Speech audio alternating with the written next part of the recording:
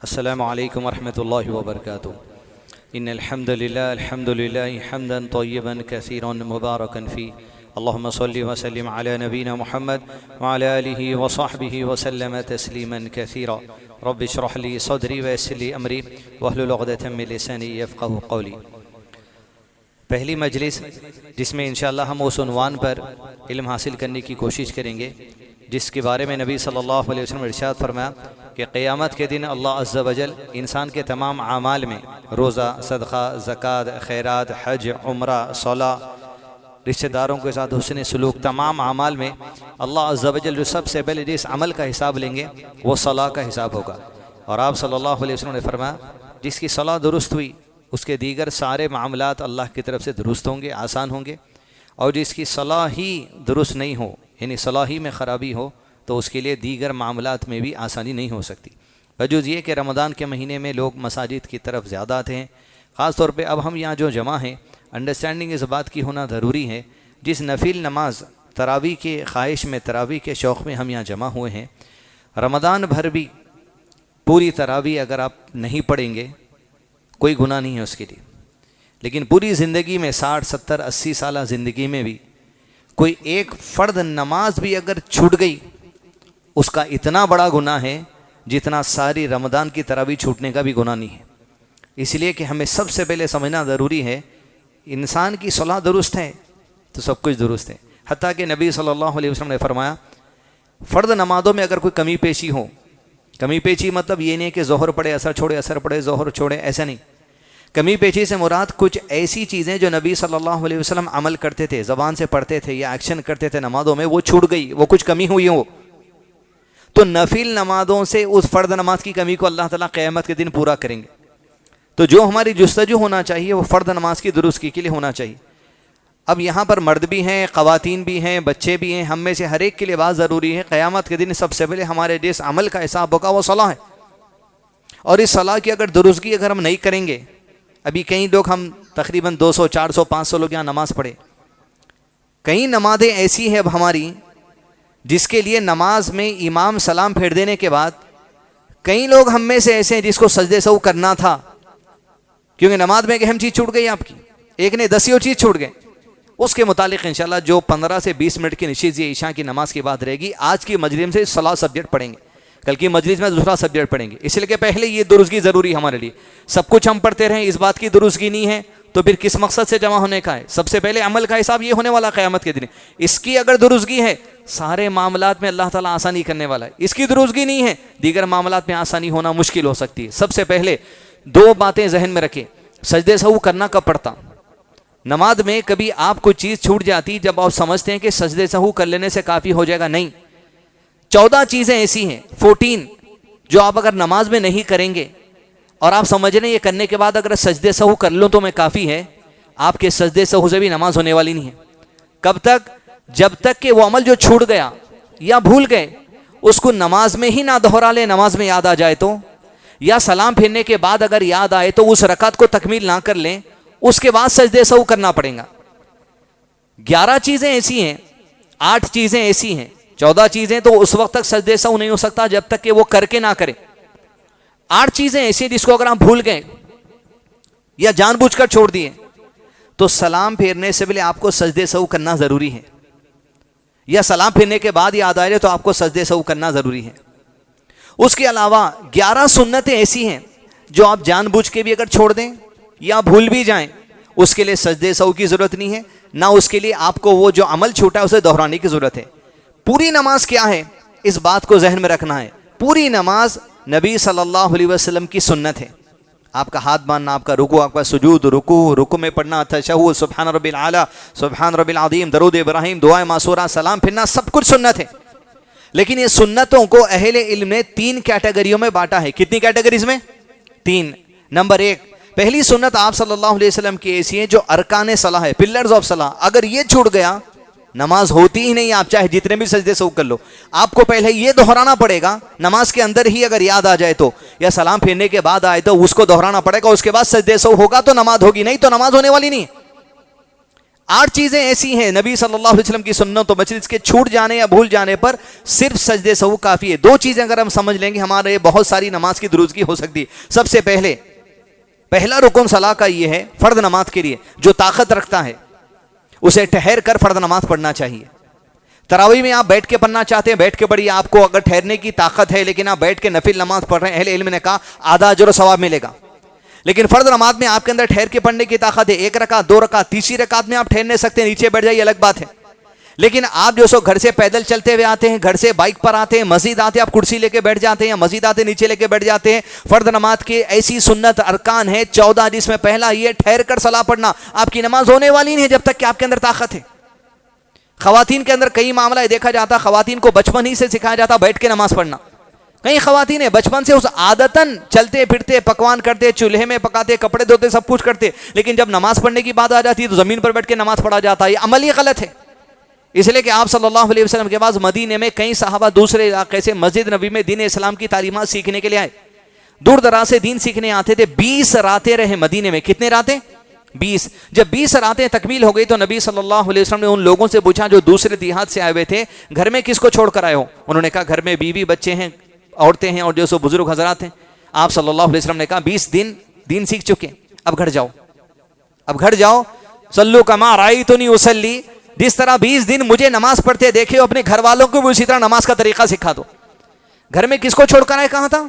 मर्दों को भी और औरतों को भी, बुजुर्ग भी हैं, औरतें भी हैं। तो आप सल्लल्लाहु अलैहि वसल्लम ने कहा मेरी नमाज जैसा पढ़े अपनी घर की औरतों के लिए भी वही है, मेरी नमाज जो देखकर पढ़े तुम्हारे घर के मर्दों के लिए भी वही है। दोनों की नमाज में किसी किस्म का फर्क नहीं है। औरत के लिए भी ठहर कर ही सलाह पढ़ना अरकान है, मर्द के लिए भी ठहर कर सलाह पढ़ना अरकान सलाह में से है। जो ठहर कर पढ़ने की ताकत रखते हुए फर्द नमाज को बैठ कर पढ़ता है उसकी नमाज होने वाली नहीं, उसकी सारी नमाज दोहराना पड़ेगा। तफसीर का इतना वक्त नहीं है, क्यों, कब, कहां, कैसे, लिहाजा बात सुनते हुए इल्म करे। ये किताब दलीलुत तालिब, इमाम अहमद बिन हम्बल रहमुल्लाह मशहूर किताब जो सो लिखे हैं, उसमें से कंसाइज करके आपको रसो बातें पेश की जा रही है इस किताब के अंदर। दूसरा रुकन सलाह, ठहर कर पढ़ना पहला अमल। दूसरा है तकबीर उला, तकबीर तहरीमा। इमाम के पीछे आप कर रहे हैं, इमाम जब कहेंगे अल्लाहु अकबर, जितने मर्द और औरतें पीछे इमाम के नमाज पढ़ते हैं हर एक को आहिस्ता कहना लाजिम है अल्लाहु अकबर। आप अगर यूं ही मुंह बंद करके, आप नमाज में एंट्री नहीं हुई, नमाज में दाखिला अल्लाहु अकबर तकबीर तहरीमा से, नमाज से बाहर निकलना 2 सलाम अस्सलाम वालेकुम व रहमतुल्लाह, अस्सलाम वालेकुम व रहमतुल्लाह से। आप इमाम के पीछे इमाम के साथ नमाज शुरू करें, या नमाज शुरू होने के 10 मिनट बाद आए, 2 मिनट बाद आए, 1 रकात छूटने के बाद आए, 2 रकात छूटने के बाद आए, अल्लाहु अकबर जबान से कहना है आपको। अगर आप नहीं कहते तो नमाज में एंट्री नहीं है। इमाम के अलावा अगर आप घर में भी नमाज पढ़ते हैं, नफिल नमाज पढ़ते हैं, सुन्नत नमाज पढ़ते हैं, तरावी पढ़ते हैं, जो भी नमाज आप पढ़ना चाहते हैं, तब भी आपको हाथ उठाने के साथ साथ अल्लाहु अकबर कहना लाजिम है, रुकन है। अगर आप अल्लाहु अकबर नहीं कहते आपकी नमाज ही नहीं होती। तो 2 चीजें, पहला ठहर कर सलाह पढ़ना, अगर नहीं पढ़ते तो नमाज नहीं है। दूसरा अल्लाहु अकबर आप नहीं बोले नफिल सलाम में, इमाम के पीछे अकेले पढ़ते खुद में कभी भी, तो आपकी नमाज में दाखिला नहीं हुआ। फिर आपको क्या करना पड़ेगा? दाखिले नहीं हुआ, अल्लाहु अकबर, फिर आपकी रकात शुरू हो रही। तीसरा रुकन सलाह है, इमाम हो या इमाम के पीछे हो, अकेले पढ़ने में हो, नफिल सलाह हो या फर्द सलाह हो, नमाज जनादा हो, हर सलाह की हर रकात में जहरी हो सिर्री हो, जोर से पढ़ने वाली नमाजें, आहिस्ता पढ़ने वाली नमाजें, हर नमाज की हर रकात में सूरे फातिहा पढ़ना लाजिम है, मर्द हो या औरत को। इमाम के लिए भी, इमाम के पीछे वालों के लिए भी। आप सल्लल्लाहु अलैहि वसल्लम ने फरमा जिसने अपनी सलाह में उम्मुल कुरान, कुरान मजीद में सूरे फातिहा का एक नाम उम्मुल कुरान भी है, जिसने उम्मुल कुरान नहीं पढ़ी उसकी सलाह ही नहीं। आप 4 रकात वाली नमाज में ईशा की 1 रकात में सूरे फातिहा पढ़ना भूल गए, तो आप अगर ये समझ रहे हैं सजदे सहू कर लेने से काफी हो जाएगा, नहीं। वो 1 रकात जिसमें आप सूरे फातिहा नहीं पढ़े, अगर आपको सलाम फिरने से पहले याद आ गया कि मैं तीसरी रकात में सूरे फातिहा नहीं पढ़ा था, तो आपकी जो चौथी रकात में जब आपको याद आ जाएगा, आपकी चौथी रकात आपकी तीसरी रकात बन जाएगी, इनवैलिड हो जाएगी तीसरी रकात नमाज के अंदर ही। लेकिन सलाम फिरने के बाद आपको याद आया, किसी ने याद दिलाया कि भाई दोस्तों मैं 1 रकात में सूरे फातिहा पढ़ा ही नहीं, तब आपको तीसरी रकात में अगर नहीं पढ़े थे, दूसरी रकात में नहीं पढ़े थे, या चौथी रकात में नहीं पढ़े थे, वो 1 रकात अलग से पढ़ना पड़ेगा आपको। अल्लाहु अकबर, आउज़ु बिल्लाह, बिस्मिल्लाह, सूरे फातिहा, दूसरा सूरा, अल्लाहु अकबर, रुकू में गए, रुकू से उठे, सजदा करे, सजदे से उठे, फिर सजदा करे, सजदे से उठे, तशहुद पढ़े, दुआ मासूरा पढ़े, अस्सलाम वालेकुम रहमतुल्लाह, अस्सलाम वालेकुम रहमतुल्लाह। वो 1 रकात जिसमें सूरे फातिहा नहीं पढ़ी गई थी, वो पूरी रकात को आपको दोहराना पड़ेगा। और ये रकात में सलाम फेरने से पहले सजदे सहू नहीं है, क्योंकि इस रकात में गलती नहीं हुई आपकी। ये सलाम फेर देने के बाद एक रकात का अलग से 2 सजदे सहू करके फिर आप 2 सलाम अलग से फेलेंगे। ये तरीका है। रुकुन सलात छूटने पर नमाज के अंदर याद आ गया, नमाज के अंदर आप तीसरी रकात को इनवैलिड कर लिए थे, चौथी रकात आपकी तीसरी रकात बन गई थी, तो सलाम फेरने से पहले 2 सजदे सहू कर लो, खत्म। लेकिन नमाज पढ़ने के बाद याद आया तो एक रकात अलग से पढ़ के सलाम फेरना, फिर अलग से 2 सजदे सहू करके फिर अलग से 2 सलाम फेरना। ये तरीका है। चौथा रुकुन सला, पांचवा, छठा, ये 3 रुकुन रुकू से ताल्लुक है जो हम रुकू करते। चौथा है रुकू में जाना, अल्लाह अकबर, पीठ सीधी रहना आपकी, और पीठ ऐसी सीधी कि आपकी नजर सजदे की जगह हो, एकदम सीधी। बाद लोग यूं रखते, यूं ठहरते, घुटने बेंड कर लेते, नहीं, सीधे एकदम रुकू में जाना। चौथा रुकुन पिलर ऑफ सला। पांचवा रुकू से उठना। बास वक्त जल्दबाजी ऐसी रहती, 20-20 के नमाज़ान चलते, तरावीर पढ़ने वाले 20 मिनट में 20 रकात, 15 मिनट में 20 रकात। उठना, समीअल्लाहु लिमन हमीदा, अल्लाह अकबर। छठा जो रुकुन है इतना इंपॉर्टेंट है। चौथा है रुकू में जाना, पांचवा है रुकू से उठना, छठा है रुकू से उठने के बाद पीठ सीधी करके ठहरना, अल्लाहुम्मा रब्बना वलकल हम्द। ये पढ़ लिए बाद भी ठहरो आप, या आप सिर्फ रब्बना वलकल हम्द पढ़ते, ठहर जाओ, पीठ सीधी रखो। आप सल्लल्लाहु अलैहि वसल्लम की हदीस है, जिसकी नमाज में उसके रुकू उसके सजदे के दरमियान पीठ सीधी नहीं हुई, उसकी नमाज ही मुकम्मल नहीं। ये अरकान कहां से बनाए? अरकान बनाने का मकसद ये था कि नबी सल्लल्लाहु अलैहि वसल्लम की अहादीस पढ़ने पर जहां पर आप सल्लल्लाहु अलैहि वसल्लम नमाज इस अमल से नहीं होती जब कहा, उस अमल को रुकन बनाया गया। तो पहला रुकन ठहर कर सला पढ़ना, दूसरा तकबीर तहरीमा अल्लाहु अकबर, मर्द हो या औरत हर एक के लिए। तीसरा रुकन क्या है? सूरह फातिहा की तिलावत। चौथा रुकन रुकू में जाना। पांचवा रुकन रुकू से उठना। छठा रुकन रुकू से उठने के बाद पीठ सीधी करके ठहरना। ये रुकन क्यों बताया जा रहा? कोई भी करते हैं, कोई भी करते, कभी गलती इस तरीके होती है, आप सूरह फातिहा पढ़ लिए, दूसरा सूरा पढ़ लिए, क्योंकि धुन दुकान पे है, दुकान के काउंटर पे है, घर में है, कुकर की सीटी में, कहीं भी है। आप सूरह फातिहा दूसरा सूरा पढ़ने के बाद कभी रुकू करे से भूले आप डायरेक्ट सजदे में चले जा सकते, तो आपका रुकू छूट गया। जब आपका रुकू छूट गया और आप सजदे में चले गए, सुभान रब्बिल आला पढ़ लिए, जब आपको याद आया मेरा रुकू छूट गया, तो क्या आप सजदे से उठ के फिर रुकू करेंगे? नहीं, ये रकात इनवैलिड हो गई। जब आप दूसरी रकात के लिए उठेंगे, आपकी पहली वाली रकात आपकी दूसरी बन जाएगी। इस तरीके से नमाज में जब रुकन छूट जाए, नमाज ही में उसको इनवैलिडेट करके नहीं रकात पढ़ लेना। नमाज के बाद याद आए तो पूरी रकात को दोहराना है। 2 रकात में गलती हुई, 2 रकात दोहराओ। एक रकात में सूरह फातिहा पढ़ना भूल गए थे, दूसरी रकात में रुकू करना भूल गए थे, तो 2 रकात पढ़ो अलग से। रुकू करना, सुजूद करना, तशहुद पढ़ना है, तमाम चीजें। पहला रुकन ठहर के सलाह पढ़ना, दूसरा रुकन तकबीर उला, तीसरा रुकन सूरह फातिहा, चौथा रुकन रुकू में जाना, पांचवा रुकन रुकू से उठना, छठा रुकन रुकू से उठने के बाद पीठ सीधी करके ठहरना, उजलत नहीं होना। रुकू में गए, समी अल्लाहु लिमन हमीदा, फिर अल्लाहु अकबर, नहीं, ठहरना। इसीलिए कि नमाज तस्कीन, करार, इत्मीनान का नाम है, इबादत है, खुशू, इसी का सबसे पहले हिसाब होने वाला है। तभी तो कहा गया आमाल में सबसे पहले हिसाब इसका है। रुकुन का, सूरह फातिहा हुआ नहीं हुआ, रुकू में कैसा गए थे, रुकू में क्या पढ़े, रुकू से उठे नहीं उठे, ये तमाम हिसाबात हैं। 7वां, 8वां, 9वां, ये 3 रुकुन सजदे से ताल्लुक है। 7वां रुकुन, रुकुन यानी पिलर ऑफ सलाह, 7वां है सजदे में जाना। कैसे जाना? नाक, पेशानी, हथेली सब टिके हुए रहना। ये कोनियां आपके पेट को नहीं लगना, आपकी रान, आपकी थाई आपके पेट को नहीं लगना, जुदा रखना। 7वां है रुकू, सजदे में जाना, 2 सजदे करना। 8वां है 2 सजदों से उठना। उठना मतलब हाफ उठ के फिर हाफ चले जाना, नहीं, पूरा उठा। और 9वां है 2 सजदों के दरमियान जब आप बैठते, पीठ सीधी करके बैठना। इसलिए कि हदीस क्या है? रुकू और सजदे में पीठ सीधी नहीं हुई, नमाज मुकम्मल होने वाली नहीं। पीठ सीधी करके इत्मीनान से बैठना। रब्बिग़फिरली पढ़ना रुकुन सला नहीं है, अब सिर्फ अरकाने सलाह में, पर रुकुन सला नहीं। 7वां सजदों में जाना, 8वां सजदों से उठना, 9वां सजदों के दरमियान में जो बैठते वो पीठ सीधी करके बैठना। रब्बिग़फिरली आप 1 मरतबा पढ़े तब भी बैठो, 2 मरतबा पढ़े तब भी बैठो, 3 मरतबा पढ़े तब भी बैठो, लेकिन पीठ सीधी करके बैठना आपके लिए जरूरी है। अगर आप पीठ सीधी नहीं करेंगे, आपकी पूरी रकात इनवैलिड हो जाती है। ये सलाह है, इबादत है।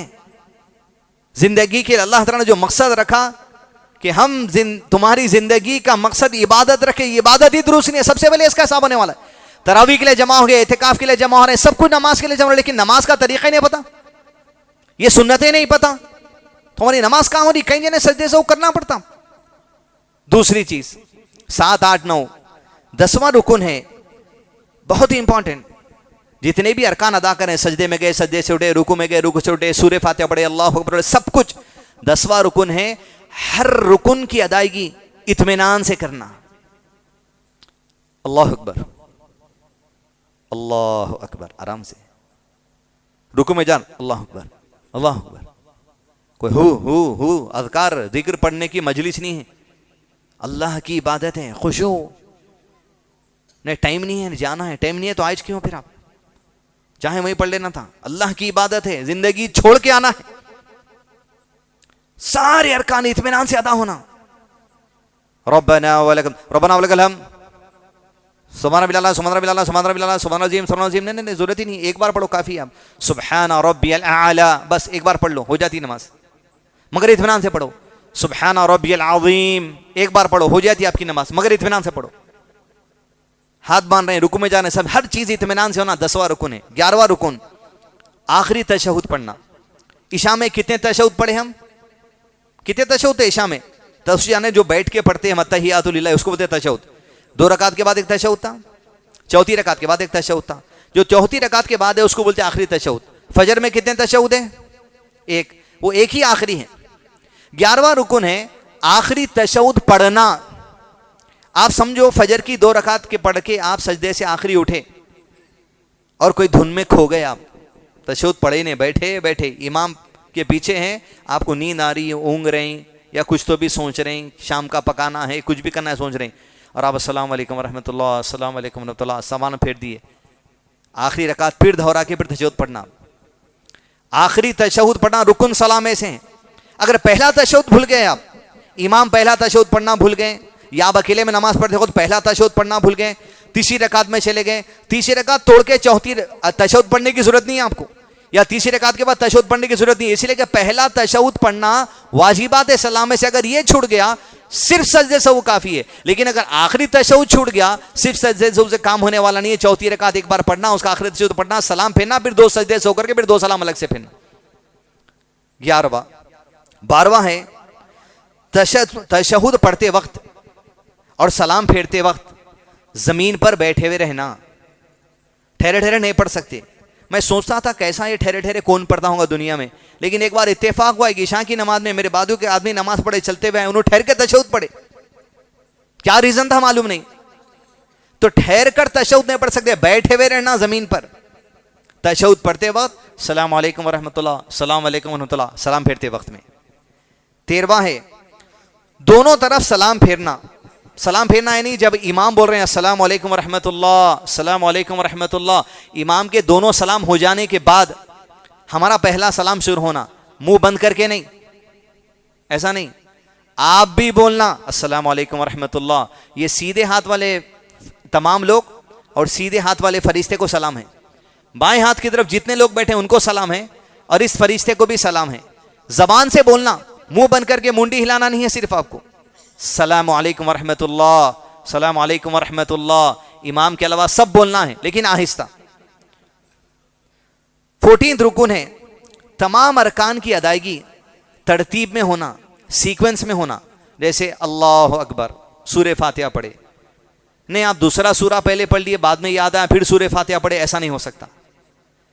रुकू करना भूल के सजदे में चले गए, सजदा छोड़ के अरे मैं रुकू नहीं करा, उठ के फिर आप रुकू कर रहे, नहीं। एक बार अगर आप आगे बढ़ गए, ऊपर वाला रुकुन भूल गए, पहले वाला रकात इनवैलिड करना, अगली रकात को आपको पहली रकात बना लेना। नमाज के अंदर जब याद आ जाए तो नमाज के अंदर ही रकात दोहरा लेना है। नमाज के बाद अगर याद आए तो रकात को अलग से पढ़ के सलाम फेरना है। ये 14 अरकान सलाह हैं। मैं यही हूं इंशाल्लाह 8-10 दिन के लिए। ज़ोहर और असर की नमाज के बाद अगर आपको इस मसले में सवालात हैं तो इंशाल्लाह ज़रूर पूछ सकते हैं, या चीदा चीदा में आते हैं जो 15 से 20 मिनट में आपके सामने रखनी। 14 अरकान सलाह है। कितने? इनके छूट जाने या भूल जाने पर, चाहे इमाम हो या इमाम के पीछे हो। अब मिसाल के तौर पे इमाम तो पूरी नमाज सही पढ़ा दी, आप आपकी एक रकात में सूरे फातिहा पढ़ना भूल गए, क्या करेंगे? तीसरी रकात में आप सूरे फातिहा पढ़ना भूल गए तो उसकी हैसियत कैसी है? जैसे आप एक रकात छूटने के बाद जमात में मिले तो क्या करते हैं? इमाम सलाम फेरने के बाद उठ के क्या करते? आप अपनी एक रकात पढ़ लेते। वैसे आप इमाम के पीछे चारों नमाजें, चारों रकातें पढ़े ईशा की, लेकिन आप चौथी या तीसरी रकात में या दूसरी रकात में सूरे फातिहा पढ़ना भूल गए, आपकी रकात नहीं हुई। इमाम सलाम फेर देंगे, आप सलाम नहीं फेरना, आप उठ के वो एक रकात दोहरा लेना। जैसा कभी एक रकात लेट आने के ऊपर आप नमाज दोहराया जाता, उस तरीके से ये अरकान सलाह है, मर्दों के लिए भी ज़रूरी है, औरतों के लिए भी ज़रूरी है। ये दुरुस्त है तो ईशा दुरुस्त है, ये दुरुस्त है तो तरावी दुरुस्त है। ये मालूम ही नहीं है, आप तरावी और ईशा पढ़ ले रहे हैं। फिर मैं उतनी दूर से आपके सामने आया, अमाल सबसे पहले अमल होने वाला, अगर उस बारे में अगर बेसिक बात नहीं बताया तो फिर मेरे आने का वो फायदा नहीं है जो बेसिक होना चाहिए। दूसरी अहम चीज वाजिबात सलाह। क्या है दूसरी अहम चीज? बोलिए क्या है दूसरी अहम चीज? वाजिबात सलाह 8 हैं। कितने हैं? अब ये कोई वाजिबात में से वाजिब अमल छूट जाने पर ये अमल दोहराने की जरूरत नहीं है, ये रकात दोहराने की जरूरत नहीं है। नमाज से पहले, नमाज के अंदर हो या नमाज के बाद हो, सिर्फ ये अमल छोड़ के आपको एहसास हुआ तो आप सजदे सहू कर लेना। अब आप देखिए कितने जनों को एहसास होता इमाम के पीछे हम ये पढ़े नहीं, ये करना जरूरी है अब आपको। अब छोड़ दीजिए, जो हो गया यहां से करिए। पहला वाजिब अमल है तकबीर तहरीमा। अरकान सलाह है नहीं है, रुकन है, वो तो मुंह से बोलना ही बोलना है।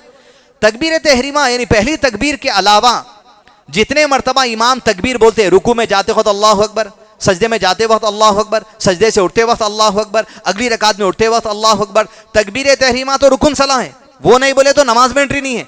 तकबीर तहरीमा के अलावा जितने तकबीरात इमाम कहते हैं वो तकबीर हमको कहना वाजिब है। अगर नहीं कहते तो सजदे से वो करना पड़ेगा। कितने लोग होंगे हम जो नहीं पढ़े अल्लाह अकबर रुकू में जाते वक्त, सजदे में जाते वक्त, सजदे से उठते वक्त? रसूलुल्लाह सल्लल्लाहु अलैहि वसल्लम की सुन्नत है, वाजिब करार दिए अहले इल्म।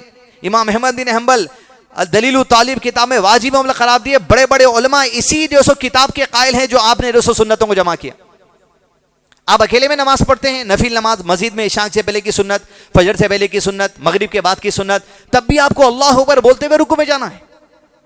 सजदा करते वक्त भी अल्लाह अकबर बोलना। अगर आप मुंह बंद करके ऐसे चले गए, सजदे से करना पड़ेगा। नमाज के अंदर सलाम फेरने से पहले याद आ जाए तो, या नहीं तो नमाज के बाद याद है, 2 अल्लाह अकबर, 2 सजदे करें, 2 सलाम फेरें।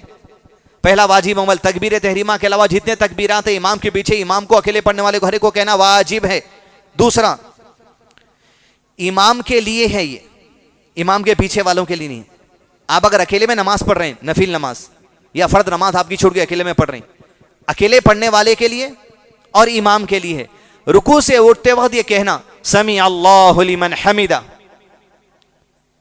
इमाम अगर अल्लाह अकबर बोल के उठ गए तो सलाम फेरने से पहले सजदे से करना पड़ेगा। इसके लिए आप इमाम के पीछे हैं, आपको समी अल्लाहु लिमन हमीदा बोलना नहीं है, सिर्फ इमाम बोलेंगे।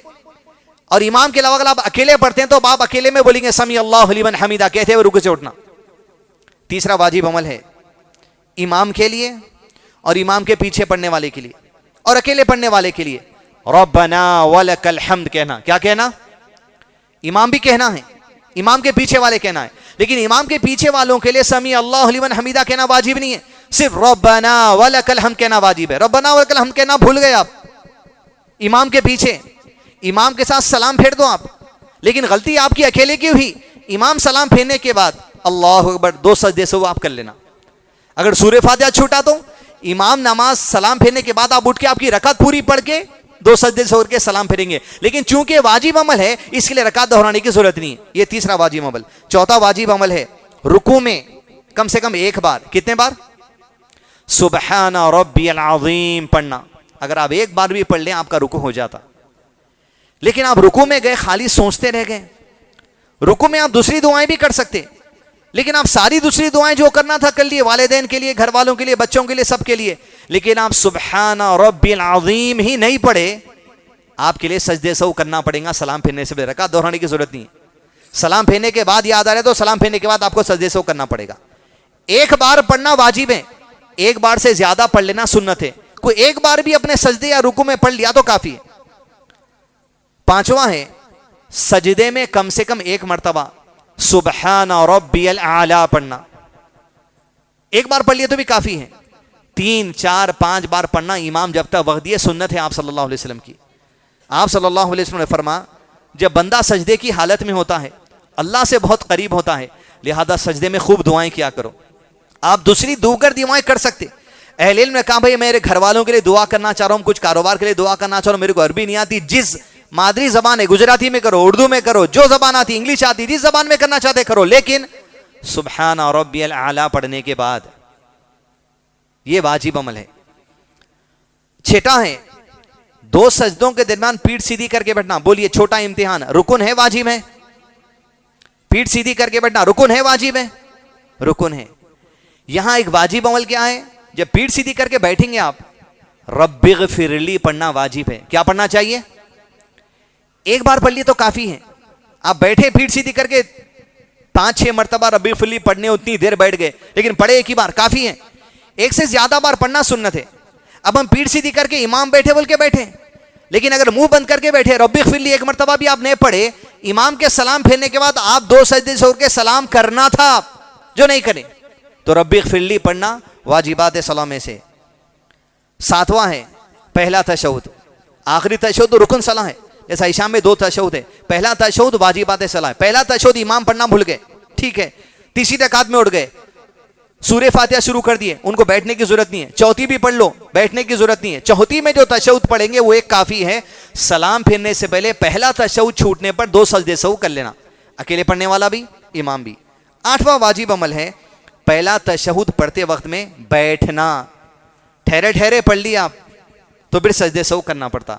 ये 8 वाजिबातें सलाह है। आज की क्लास में ही बेसिक बातें आपको बनाना था।